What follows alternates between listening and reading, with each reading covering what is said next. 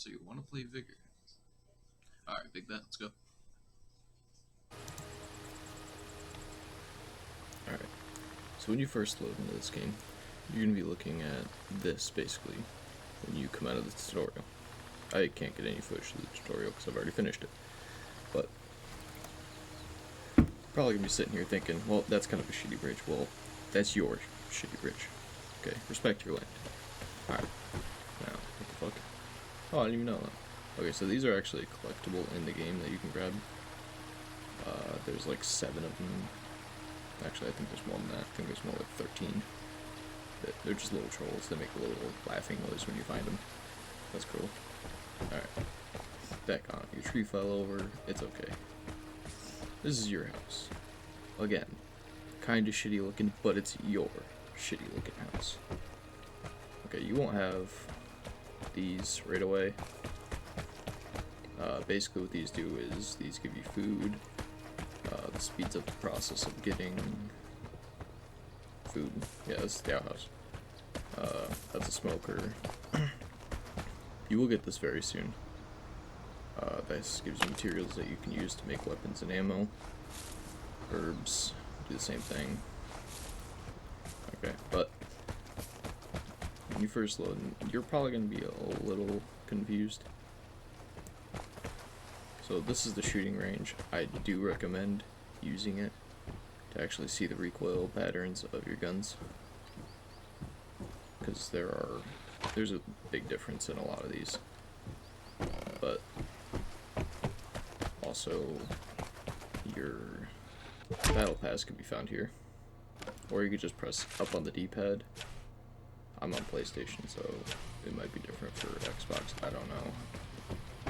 I don't even know if this game's on PC, honestly. This is gonna be the interior of your house. A little iffy, but you got a fireplace to keep yourself warm, so.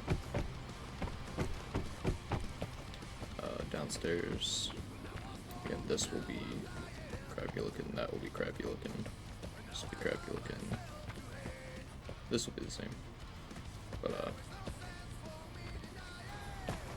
then you can donate food here to get crates.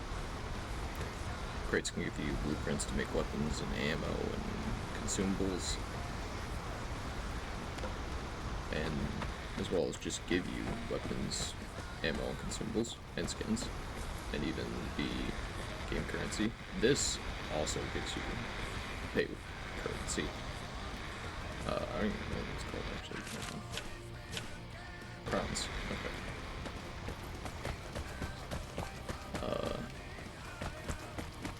There's also this crypt looking shit. This is where you have your blueprints, you assemble your weapons. Pretty cool actually. Shows all the guns, all the consumables on the floor here.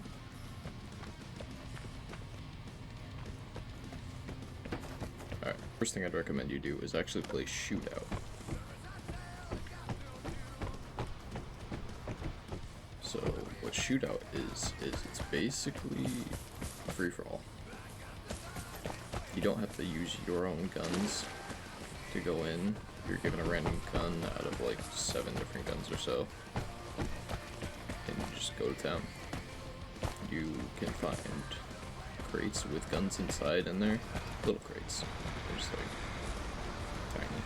The actual game is encounters, really. That's, in my opinion, the most fun. But for that, you have to bring in your own loadout, your own gun, your own ammo, and consumables. And if you die, you lose them. If you escape, you get everything you have on you. You can kill other players, which 9 times out of 10 is what people do, either that or run. But basically what you do is you get all the materials, bring them back to your house, and build up your house, really. So my house actually looks like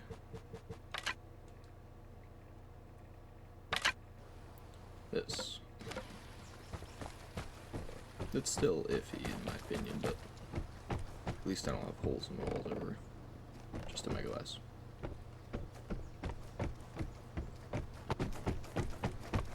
Eventually you'll unlock this little arcade. It's actually 5 in a row, and I've never won it. It's very difficult. So basically, the crates. So you can find them here or up on your D-pad. Now, I'm actually saving for a big opening, but see, everything that you see here, when you open a crate, you'll get 3 of those items. So you're guaranteed everything on there. And then once you finish that list, it gives you a new one.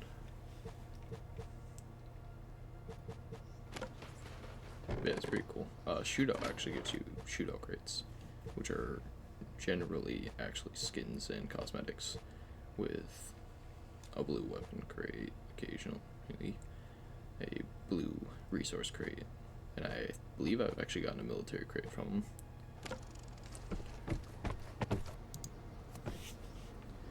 And I forgot to mention earlier, there's also a store where you can get skins and such. Refreshes, I believe, daily. Doesn't actually say, so. And yeah, you could buy crowns. Generally, this game's actually pretty fun. So now I'm going to actually show you a little bit of the game modes. So this is Shootout. Basically, you'll spawn kind of a distance away.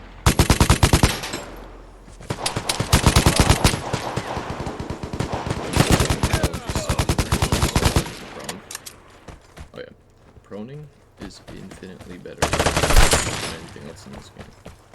Like, it is almost more important.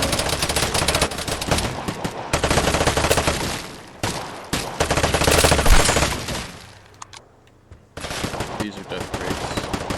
You can pick up other people's guns after you kill them. These are death crates. Sometimes you get something good, sometimes you get something that you could literally spawn with.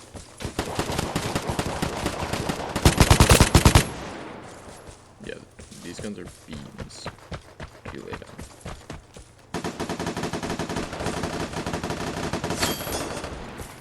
And you're just completely unreal. Now, when you spawn with the revolver,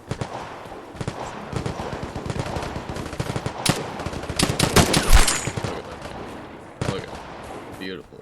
Absolutely gorgeous. Hello. On the roof. Oh yeah. So you can get on almost any of these roofs. Then, as you've seen earlier, there was actually than the other ones. Those ones have like special shit in them.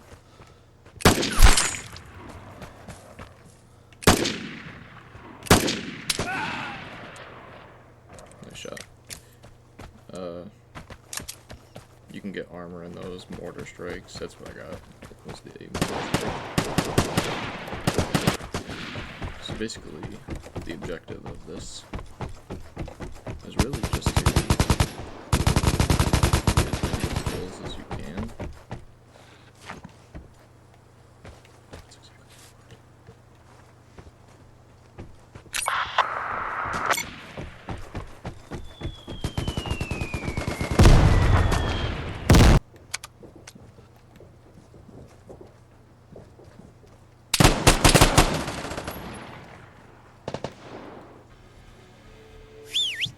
Place.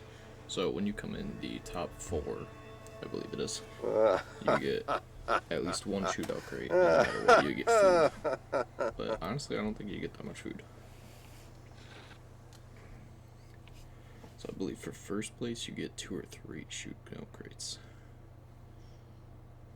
It might depend on your score. I'm not sure.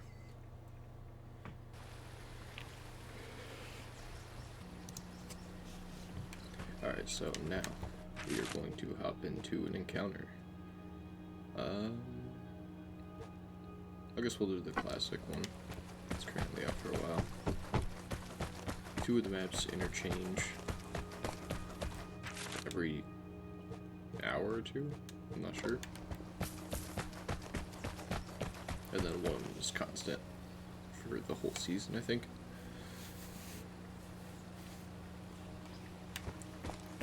Last time I think it was Anakin. This one is a little easier. You can actually hide. Versus the other one was kind of just like a bear in the snow. With the possible fucking hypothermia from the water. And yeah, I forgot to mention that hypothermia is a thing in the snow maps. If you go in the water, you'll actually lose like half your health bar if you get hypothermia.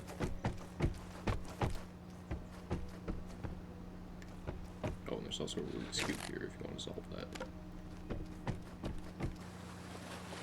Alright, so something actually really cool is you can purchase insurance where as long as you die,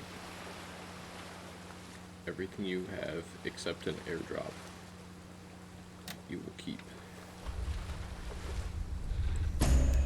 Then there's a better crate from the loot drop and more loot that you can buy. Also, if you press L1 R1 and then square, you can actually see the weapons everyone has. Only the weapons though. That guy's. Okay, and on PlayStation, I don't know about any other console. PlayStation 4 specifically. If you don't have a Pro, there's a good chance you could actually get kicked out as the match starts. And the game knows about the problem. It gives you your stuff back like as soon as you log in. But they just don't talk about fixing it. I don't know why. I don't know if they just don't know what's doing it yet. There's phones scattered around the map. If they're ringing and you answer it, you and whoever called the phone will be linked and you'll be able to see each other on the map. Just you and him.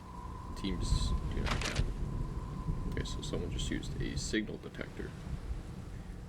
That means for at that moment, for like 5 seconds or so, whoever activated it can see everyone's position. So if you call the phone, same thing as if you answer it. If someone picks up the phone, I'll be linked to them. And it's for the whole match. Okay, so on this map, this is one of the best spots to go to in my opinion. That's my own phone ringing. Because this spot actually normally has a bunch of gun boxes. Okay, we got a silver pigeon. Not fantastic, but something. We got gun parts. Can I loot this? No. And they are on the inside and out. So you do have to be careful if you're in here. Someone could loot one outside and then come inside and kill you.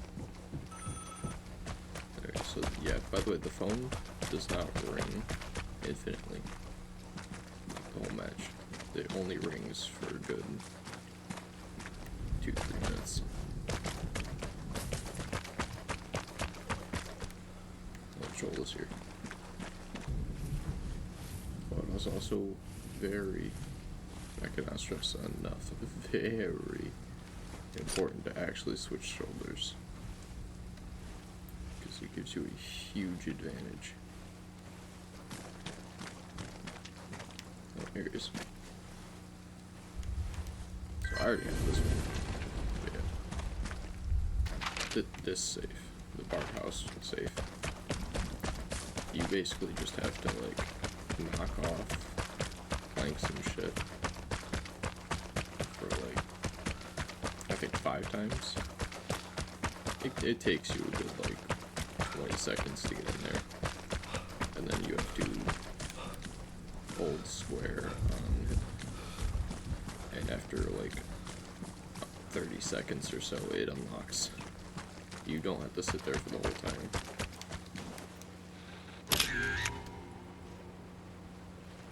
I'm not gonna look that. So with the pictures, it literally just gives you a picture. It goes, go find this. Oh, he did exfil. Okay. So with that specific exfil on this map, you actually need fuel to unlock it. It's pretty whack, but it's whatever. So, you know, when this bell goes off, radiation starts coming in. It's coming in from this side. I think it's always coming from that side.